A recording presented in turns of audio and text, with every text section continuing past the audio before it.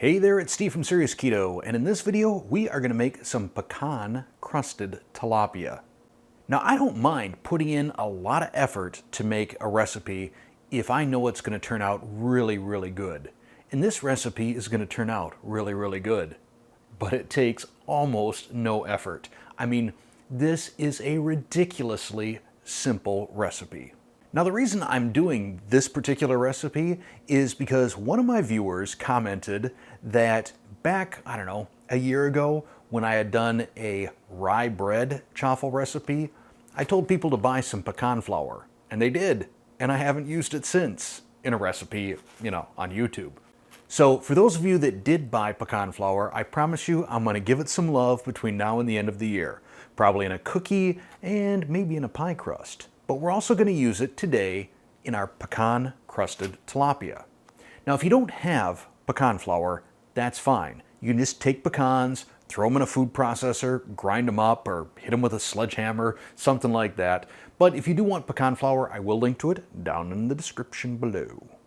Also for this recipe, though I am using tilapia, you could probably use whatever fish you want to use. Normally I do 6 fillets, but because it's just my wife and me and my grandson tonight, I'm only doing 3. So you can easily scale this recipe up and do 6 fillets, although I will say that probably all 6 won't fit in an air fryer. Which brings me to my second point. I'm using an air fryer, but I will also tell you how to do it in an oven. So with that, let's get to making our pecan crusted tilapia. We're going to start with our pecan adhesive substance. I can't think of a better name for it, but it also turns out to be our sauce if we have any leftovers. We're going to start with 1/4 cup of mayonnaise. This is my homemade avocado mayonnaise, which I will link to the recipe on how to do right here. In terms of metric, I'm not sure how to measure mayonnaise. If you measure that in milliliters, then this is 60 milliliters of mayonnaise. You don't need to get super hung up on accuracy on this recipe. If you're in the ballpark, it's still going to be great. Next, 2 tablespoons of mustard. You can use yellow mustard, you can use Dijon.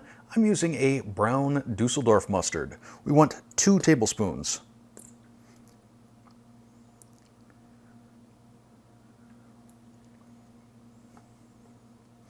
Don't worry, my hands are clean. 1 tablespoon of the low-carb maple syrup of your choice. I'm kind of doubling down here on the pecan, using Chalk Zero's maple pecan syrup.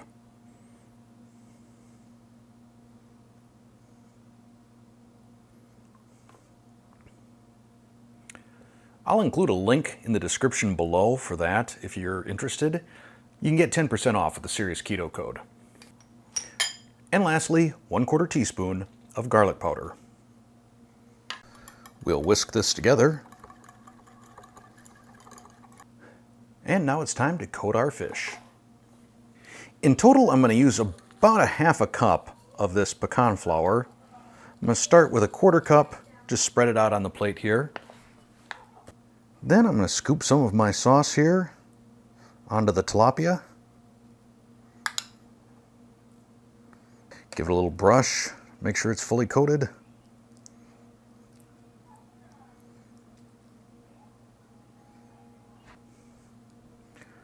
Flip them over.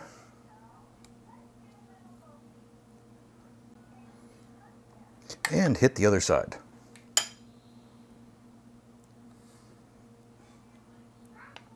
And as you can see, we still have plenty left to use as a sauce on our finished fish. So we'll coat each fillet. The way I usually do it, I lay it down on the base, and then I've got another 1/4 cup that I'll sort of sprinkle on top. Pat it down, roll it around. Make sure all sides are nice and coated. Good to go. And repeat with the other 2 fillets.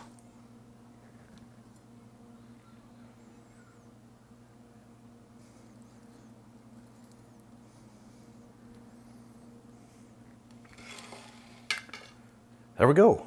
Now time to wash my hands. I'm going to do these in an air fryer. You can do them in a regular oven. In an air fryer, my recommendation is 360 degrees and it will take about 10 minutes. In a standard oven, I would probably go anywhere from 385 to 400, probably for 8 to 10 minutes. But I've only done this recipe in the air fryer, so that's what I know for a fact. So we will preheat our air fryer, air crisp, 360, start. All right, we are preheated. 1, 2, 3. And while this isn't mandatory, I do like to give it a little spritz with some more avocado oil because, I mean, more fat. Awesome. And now we'll let those cook for 10 minutes. These are going to be a little bit delicate when they're done, so I really recommend having a fish spatula. Even then, you still may lose a little bit of your crust. Ooh, that one came out nice. Yep, lost a little bit of crust there. Now when it comes to serving, you can serve it with lemon or you can serve it with that leftover sauce.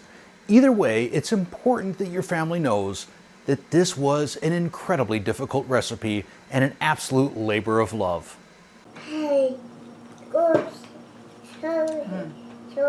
Juicy, moist. The coating's just a little crispy on the outside, just enough to give a little crunch when you melt the fish in your mouth. Good job, dear. Thank you.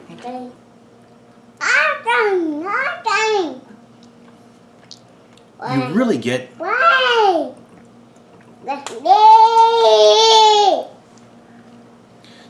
all the flavors in this. I mean, you get a little bit of the tannins almost from the pecans.